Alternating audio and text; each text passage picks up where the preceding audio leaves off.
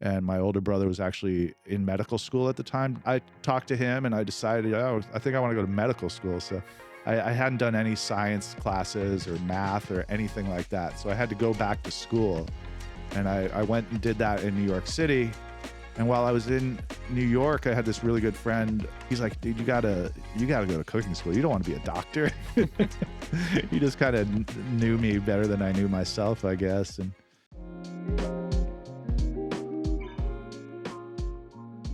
What's up? Welcome to Line Check. Today we have a special guest in the studio. I have Steve Samson of Russo Blue. How's it going today? good. How you doing? I'm doing great. Just training for the marathon, LA marathon, not the Long Beach. That's already gone. Yeah. And I'm gonna go eat at your restaurant Okay. on the You're day going before. the day before. Yep. Get Okay. those carbs in. Yeah, I won't send you any we won't splash you with alcohol. Yeah, I'm trying not to drink, and Yeah. it's been hard not to drink. I know. So, Yeah. so how's your day been? Pretty good. I worked, we opened a new spot in Playa Vista. So I actually worked brunch service, making eggs. How was that? It was fun. Was it like It was super busy? It wasn't super busy, but Uh-huh. it was busy. And tonight, tonight's the Academy Awards. So That's right. it's going to be dead everywhere. Like Mhm. when we had Soto, the slowest night we ever had was one Sunday Academy Awards. I think we did like 7 covers. Wow, that's crazy. The next year we didn't even open. The Oscars is interesting. I mean, I was watching it on the news before I left to come to the studio, Yeah. and it's really a weird idea of people like rating what they're wearing. Yeah. Yeah. It's really I like don't get it. surreal. I was like, all right, are we supposed to be talking about movies? I know, but even the movie part of it's Yeah. like so self-congratulatory and look at me. I guess that's what that whole business is about. But showbiz, Hollywood. yeah, I love watching sports because but I have no sports. interest in watching those kinds of things. Yeah, it's interesting. And then, having a restaurant in Los Angeles, it's like glamour and the stars, and you get a lot of celebrities that come in, I'm sure. And it's, if you're not from Los Angeles or you never worked in a restaurant in Los Angeles, so work in LA it's interesting. It's very interesting.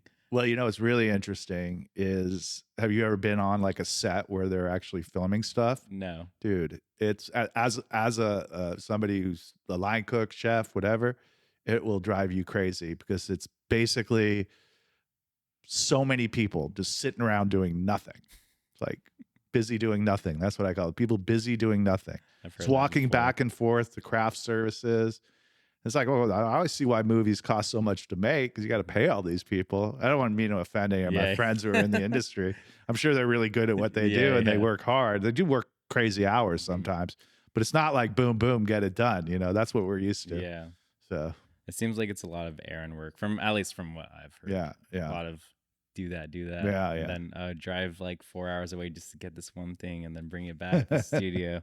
That's what I've heard. There's one person who's just there to kind of put touch the little up, thing on your face. And we've had someone come on the podcast and their chef turned into food stylist. Oh, wow. And that one seems hard because they have to literally make everything look as in whatever era maybe they're like the 70s. That's and kind they of make cool. the food, like study the food, what it looked like in the 70s and plate it and all that. Like American Psycho with all the crazy food in there from the 80s. Yeah.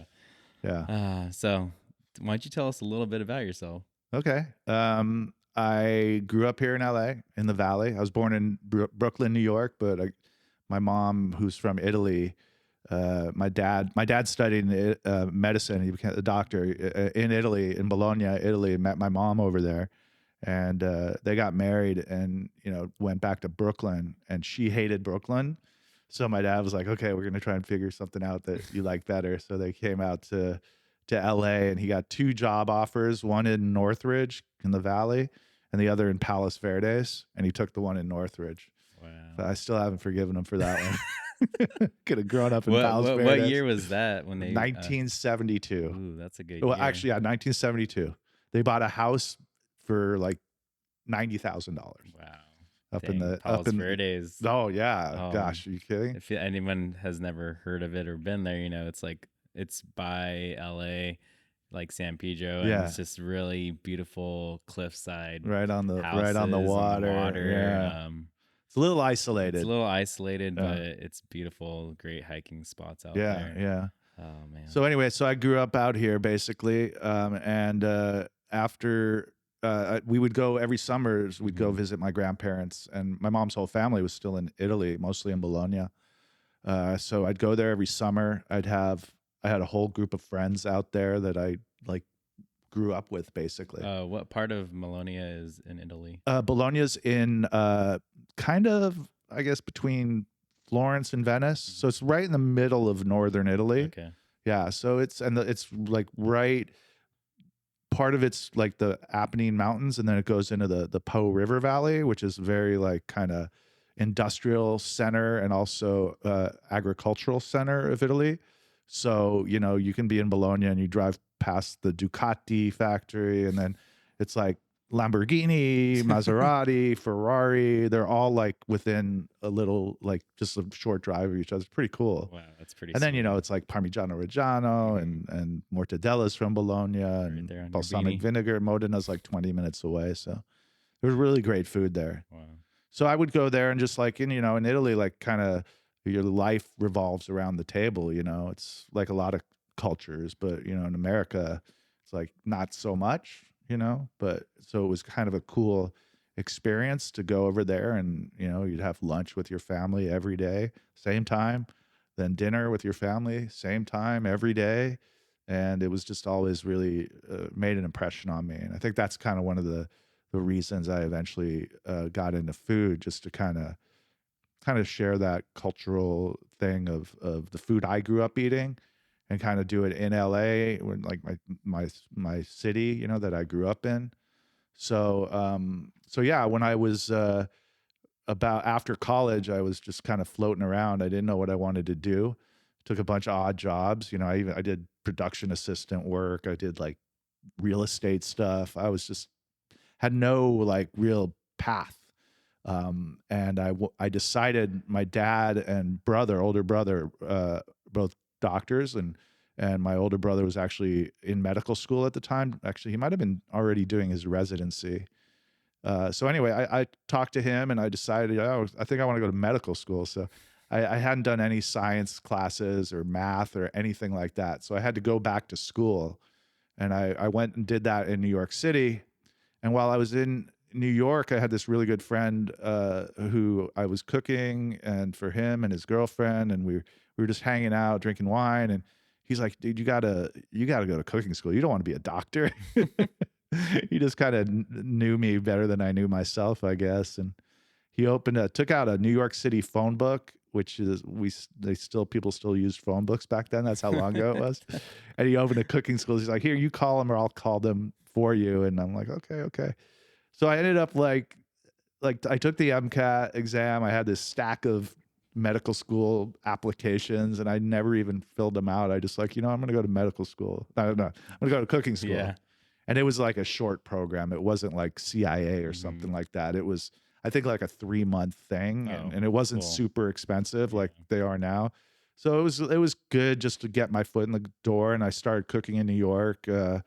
Um, I had met some people in my cooking school class that had a restaurant up in Maine, on a little island off the coast of Maine. So I cooked up there, which was awesome, beautiful. That's like another really special place to me, Maine, this little island in Maine. And then I was working in New York.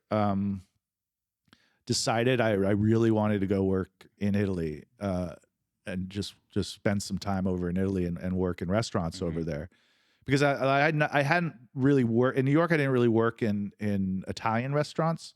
I just wanted to get my chops. I wanted to learn how to be a line cook, and be good and efficient. And so I ended up going to Piero Selvaggio, who had Valentino restaurant here. He kind of like the godfather of Italian food in LA. And I contacted him, and he sent me to Italy to work at all these great restaurants. And then he's like, oh, when you come back, I'm opening a restaurant in Vegas. I'm like, oh shit, I don't want to go to Vegas. But I ended up doing it. It was good. It was a good experience. Lived in Vegas for a year. I helped open Valentino out there as a sous chef. That was my first sous chef job. $32,000 a year for like working 100-hour weeks. You know the drill, especially when you're opening a restaurant. It's crazy. And in Vegas. Vegas, yeah. And then going out after service, and it was. I was young, thankfully, younger. So, and then had an opportunity to come back to LA to run one of his restaurants here that was up in the Valley. And then eventually I took over the head chef job at Valentino, did that for a couple of years, and then decided to kind of step away from that. Ended up working as back as a line cook while I was going to do some stuff with David Myers and his group. I'm going pretty in depth here. I hope that's okay. No, yeah, it's okay. Yeah. I don't want you guys to run out of tape or anything. No. But so then with that group, we eventually, that's where I met Phil. Okay. Pretty from down here, and Zach Pollock, and Zach and I kind of hit it off for our shared love of Italy and Italian food. And then he and I went down and opened this place in Orange County, Pizzeria Tica. And while we were down there, we didn't really love being down there. So we're like, we're going to open a place in LA. And at the time there was this going on. It was kind of cool. Like, it was called, what was it called? It was at the spot that became Soto. It was, gosh, I just totally drew a blank. It was, anyway, it was, happens to me. I know, dude. It was basically all these up and coming chefs who did pop-ups there. And it was like every night of the week they'd have different chefs. Like, you do like a residency, maybe 3-5 nights. So it's like, they had some really good chefs. So Zach and I started doing a few nights of that. Like Jordan Kahn did it, Neil Fraser, Voltaggio, like all these people, Ori, and all these really great chefs who didn't have restaurants yet. What year was that? It was probably like 12 years ago. That's so cool. Yeah, it was called, and I'll think of what it was called because sounds like an origin story for it was pretty cool. You know, it was in this like little under. I don't know if you've ever been to that restaurant, but you know what? I think I know what you're talking about. Yeah, I've seen it like on YouTube like too bad they didn't have like cameras rolling. It would be kind of cool. So anyway, we ended up taking over that spot and partnered with Bill Chait, and which eventually became the Sprout Group. And we were there for like 8 years, and Zach and I were co-chefs there when we started, and he kind of left, but was still a partner, but he left to open Alimento.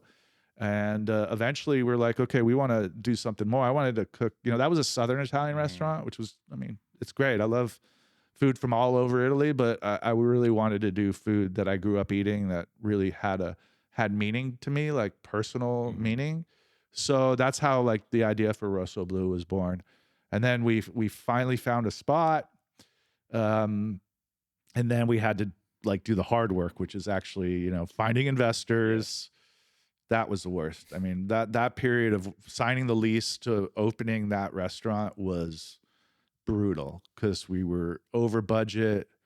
We didn't know what we were doing. Thankfully, one of my guy who came, he was actually the guy who did the space. He City Market South, which is where Russo Blue is. He was one of the developers, and it was kind of all his idea how they wanted to develop that space, which is like the original produce market. It's the original wholesale produce market, Los Angeles. And so they wanted to keep all those really cool buildings. But anyway, he like said, dude, I got to take over. You guys are floundering. So he actually drove that restaurant into existence just by, he was kind of a godsend, Kevin Napoli. Thanks, buddy. And then we've been there for almost 7 years. Wow. And we just recently opened Superfine, which we had opened a pizza spot in the alley across from Russo Blue called Superfine. And we always wanted to kind of expand that concept a little bit and we had an opportunity to do it in Playa Vista, and we did it. And that's been kind of a challenge also. Not as bad as opening Russo Blue, but it's definitely had its own challenges. Yeah. Now I know where I'm gonna bang then. Okay. We eat there and then go get some more pizza. Okay. Get some pizza. Well, we don't. So that's been the craziest thing about Superfine and Playa. We don't have a pizza oven yet. Okay. We've been waiting in the health department, the bureaucracy, like it's just been a nightmare. And we had like a really cool wood burning grill and a really cool like Jasper oven. But one of them had to go. So we're like, well, you know, we're going to take out the oven, the wood burning oven. But then it's like, okay, we found an oven that fits, but you can put gas stuff underneath the solid fuel hood, but you can't put gas and wood burning under that hood. So we had to get rid of all our wood burning. Yeah. I don't know if it makes sense to me, because it's not like if there's any problem, it's anyway, whatever. City, because they're still right next to each other anyway. Yeah, you know. Yeah, I know you were being sarcastic, but yeah, it's just been so bad. So we finally got an oven, and they delivered the oven, and we tried to work this oven, and the oven just sucked. It was a shitty oven. And so that we like complained. I don't want to like say what oven it was, because they've actually been really cool about replacing it with a better oven. So so hopefully within a few weeks we'll have pizzas there finally, after like 6 months. Cool. Well, I'm looking forward to it then. Yeah. I'll just make a trip back. Okay. So I'm gonna rewind just a little bit. Okay. I want to talk about sitting down and eating with your family. Yeah. Yeah. I feel like that's kind of. Do you do it with your family? We try to do it. I know you're busy. You're a chef, we try to have like schedule a night, like Friday nights where it's family night, or Sunday night where it's family night. But the kids are Luca. The kids are. We have 11, almost 12-year-old twins, so they're at the point where, you know, they have other things they'd rather do than hang out. But I know that when they get older, they're gonna have good memories if we like force them. Like we've taken them to Italy a few times already, and they really enjoy it. And when we travel, and they like one time I lost their tablets. I forgot them in the you know, the security line in the thing. I forgot them there, and they were so pissed. It's like, and then we actually had so much fun without any like the tablets down. You're like, wow, look where you're at. Yeah, exactly. Like, wow, it's a beautiful place right now. Yeah. It's really important for me as you know, if I ever have a family, to sit down and have dinner, and it's all about like sharing food together and talking about life and experiences. In the same way, like when you go out to eat and dinner, you know, I hate when people are on their phones and not experiencing the space where you're at, say at your restaurant, or enjoying the meal, or talking about what's going on the plate, or just talking about, you know, life. For sure. So, I and I feel like it's a dying thing right now. It is, unfortunately. I mean, I'm not in everybody's household, you know, looking in, but it seems like, just from being observant of, you know, people, I love the people watch. And seeing that it's probably like something, it's very rare these days. I know. So, and probably all over the world it's the same thing. I mean, you go anywhere in the world, it's like all about tech. And you know, in Italy, the kids, you know, or I'm sure, you know, wherever you go, it's like, I'm sure there's still some hardcore parents who are like, no, you know, and try and really force it. But it's changed all over the place, unfortunately. Yeah. But definitely, I love that. Just having the same meal with your family every single day in Italy. That sounds nice. Yeah. Well, my nonna, she would like literally wake up and just start like rolling out pasta with her rolling pin. And that would be every morning. And then at lunch, you know, lunch is like the big meal there. So you'd always have pasta at lunch, and it would be tagliatelle with either ragu, they just call it ragu there, bolognese, or with like tomato and butter or whatever. And it's like easy. It's delicious. So good. It's like, man, if I could have my nonna's tagliatelle one more time. But at the time I was like, oh shit, pasta again. Yeah, my grandma would always cook for us too. She'd be like, food's cook. And my grandma, I'm half Filipino, so I Oh, grew up with cool. my Filipino side. And He's half Filipino too. shout out, me My wife, too. my wife He's Tina. Eric also. Oh yeah, Yeah. cool. So we always ate a lot of good food with my Yeah, grandma just cooking for us. yeah. Lola is a good. She's a good cook. She's from Pampanga. Their grandmother. Is that where your family's from Yeah, too? yeah, That's like the yeah, Emilia Romagna of yeah. the Philippines, Mm-hmm. right? Mm-hmm. Yeah, Yeah, that's cool. that's crazy. Yeah. What's your favorite Filipino spot in LA? Well, I used to work at La Cita. Oh, okay, So that's I'm right. gonna That's say right. I'm gonna shout out La Cita. Yeah, I love those guys. Those guys are Dina's worked with them a little bit. My Okay, wife, cool. yeah. They're really cool. And Chase and yeah, we went there. They just had a pop-up with the guy from Yeah, Chicago. Kasama. Yeah, we Yeah, I did they was did there their cooking. Oh, you were? Yeah, yeah, Oh, that was really good. yeah. That was very good. Yeah, that was really good. We had fun. Yeah, so that was cool. Yeah, they did like a steakhouse style Yeah, prime Filipino rib. version, prime rib, Yeah. with like I think it was a coconut horseradish Yeah, sauce or yeah, it something. was Yeah, really good. it was insane. We also made pandesal to order. Yes. Yeah, Oh, that yeah, pandesal was yeah. ridiculous. It was a So good. fun night. Yeah, Definitely. yeah, that was fun. How many nights did they do? Just two. Yeah, Okay, just two nights. But I yeah, got the T-shirt and everything. yeah, it's a cool shirt, I huh? wore it Bat, down. are you a Laker fan? Oh hell yeah, Oh, of dang. course. Yeah, me too. Yeah, I love the Lakers. So like that yeah, vintage, like 1980s yeah, Lakers yeah, versus yeah. Bulls. I'm old enough to remember the bird magic thing. That it was insane. It was That's so awesome. it was cool. I was in high school or junior. It's junior high and then high school. Yeah, what a Yeah. time to be alive being a Laker fan Oh, through the the best. 80s, Yeah. the 90s. I Yeah. mean, the weird 90s with the Yeah. With before yeah. Kobe, Shaq era, but Yeah. then also get the Shaq Kobe era and Yeah. then Kobe Yeah. again. Yeah. What Yeah. a And then we are, LeBron. It's been yeah. not a bad team to follow. I always say that we are the luckiest fans in the world. Yeah. I Now mean, we got the Dodgers, and yeah, that's like I'm a big Dodger yep. fan too. So it's like We are very spoiled. Yeah. And I'm never gonna complain about It's that. fine, man. And we got Dodger Stadium, and we got Staples, and we got now the football stadium. It's crazy. And then the Clippers, boo Clippers, but they're opening their but that place thing. looks insane. So Yeah, I'm it's gonna be definitely cool. would like to check out a game, but I'm still gonna boo the Clippers. Like Just they should go when they just play go the somewhere Lakers. else or something, you know? That's the only that's the games that they're gonna sell out the fastest when they play the Lakers, and like more than half the crowd's gonna be against them. Yeah. So weird. They should go to San Diego or back to San Diego or something. Yeah.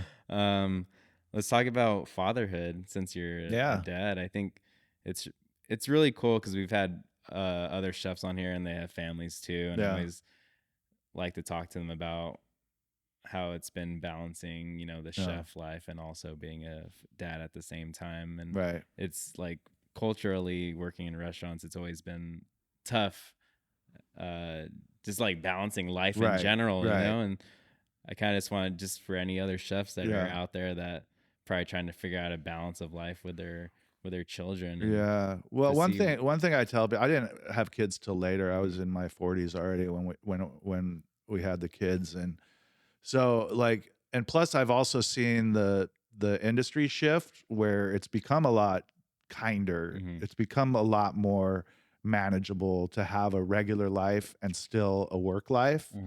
Obviously, when you're doing your own thing, it's still pretty consuming, but for me, it's always been important. And when I was starting out, it was like I set foot into a kitchen. It was like my place, man. I'd never felt that before. That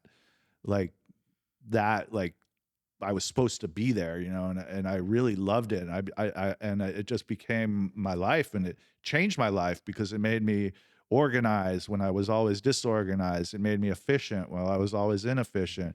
It made me responsible when I was always irresponsible.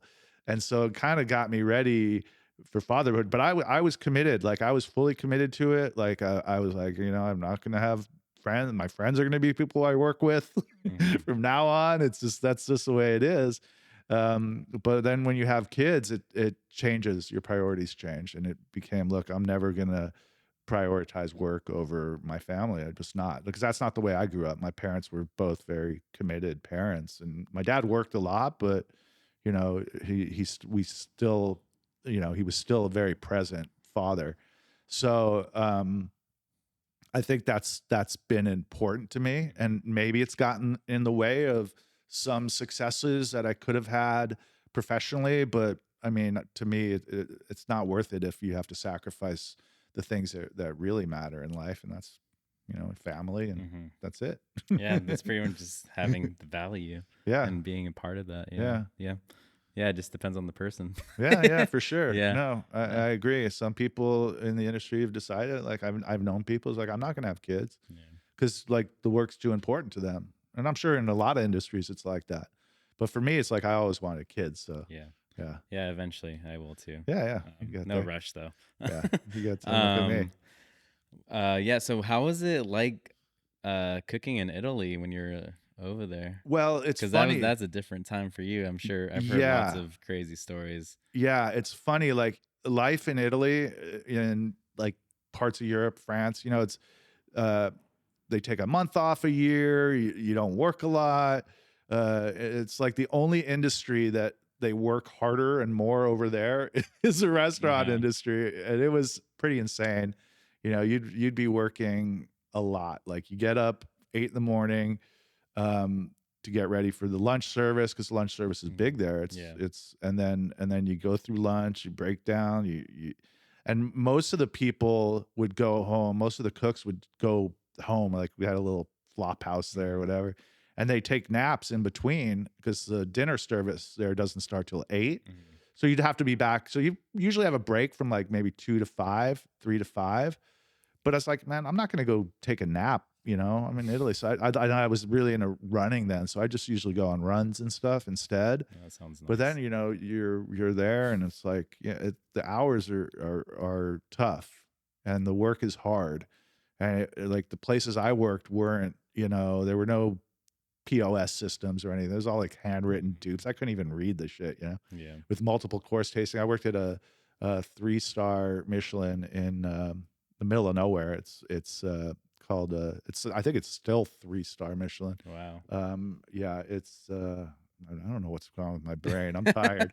That the brunch wiped me out today. Test Kitchen was the name of Okay. the concept where it was all Oh, the, yeah, it's okay. called Test Kitchen, and it was in the Soto space down there. Um, yeah, so anyway, the restaurant where I worked, it's all like local, like super local ingredients.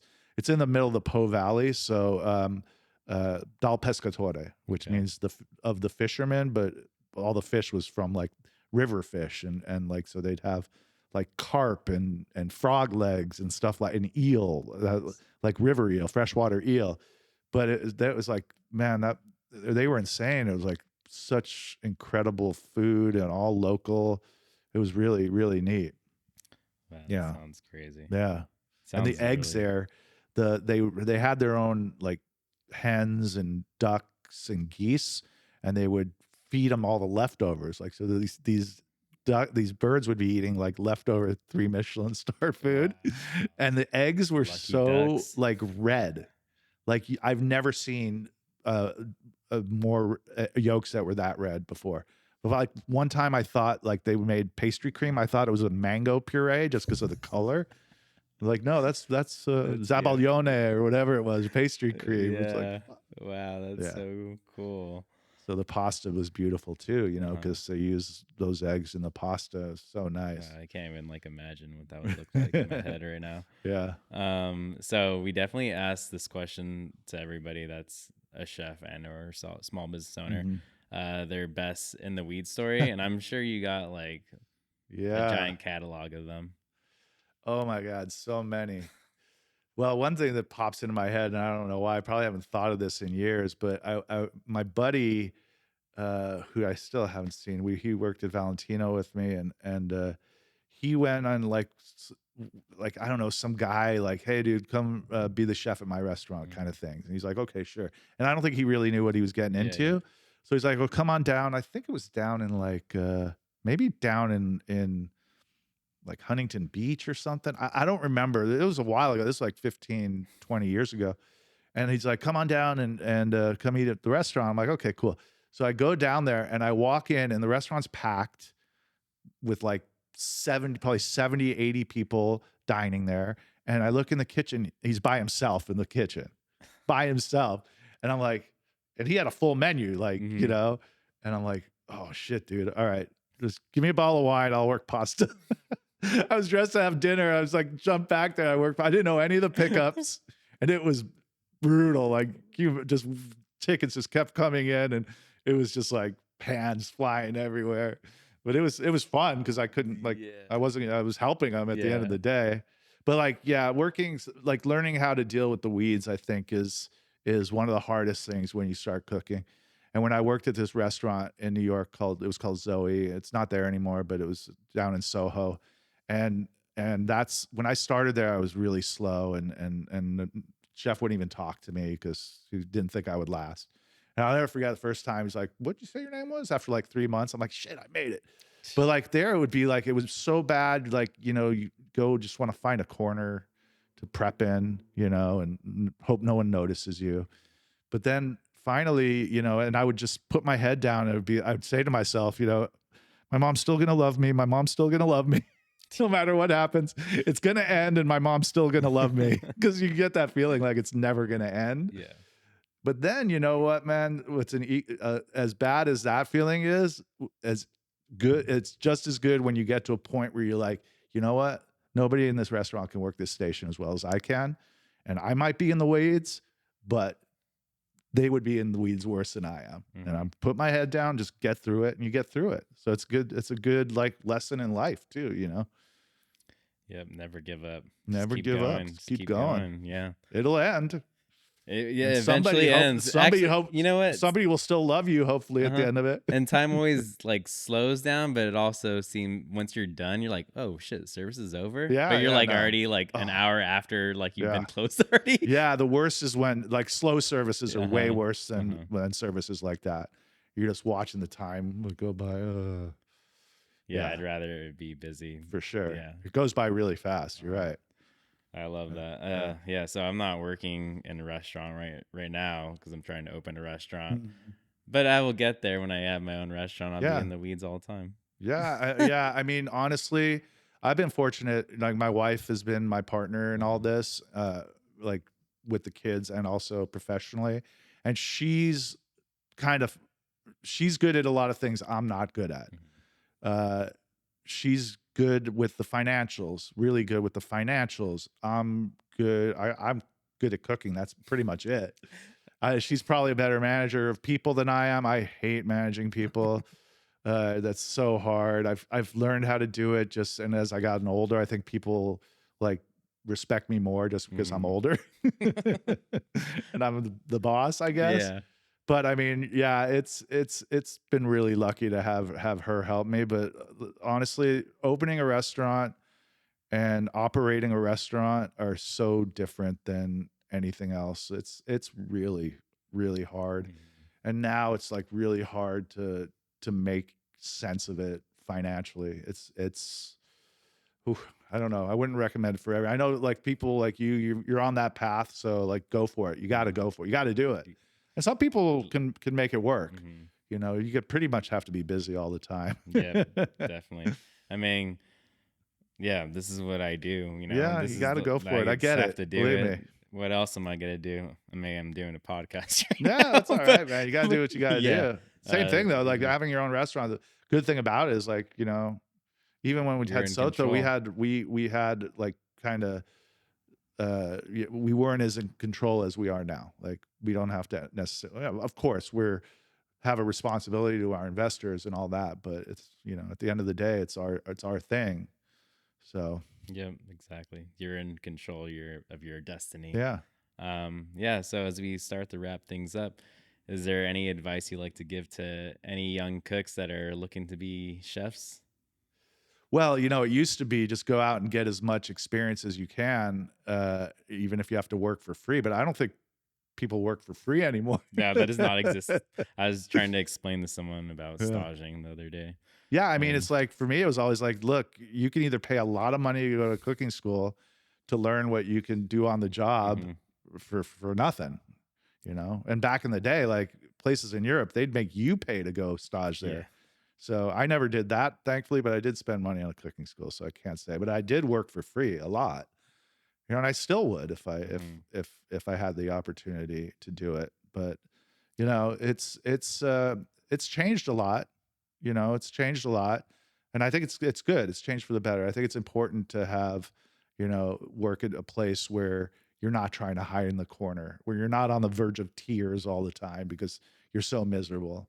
I mean, it shouldn't be like that. You should uh, be respected for what you do, even if you're not good at it yet, and you should always try to every day just a little bit better every day. Mise en place, of course, is the biggest thing. Just concentrate on your mise en place. Make sure you understand your mise en place, how much of it you have, where it's situated. Put like how you set up your station is super important. Like if you, I never was one who had fast hands at work. I've worked with guys that had the fastest fucking hands. That wasn't me. So I'm like, I better use my brain instead. And you know, I can work as fast by cutting out 3 steps. And so it's important. Be efficient. Prioritization. Yeah. And just every day, think of a way to be better. And then once you figure out, like, I can't get better here, go to a new place. Exactly. And keep working and work through every station at a restaurant. Don't give up. Because, okay, some experiences could be so toxic that maybe you have to move on. But if it's not, don't give up because it's too hard or whatever. Just keep going. And yeah. Good words. Good words. Well, you heard that from Chef Steve. So you guys all keep pushing out there. That was it. And that's your line check for today. Go check out Chef Steve at Rossoblu and tell me how it is because I'm going to be there. All right. Bye.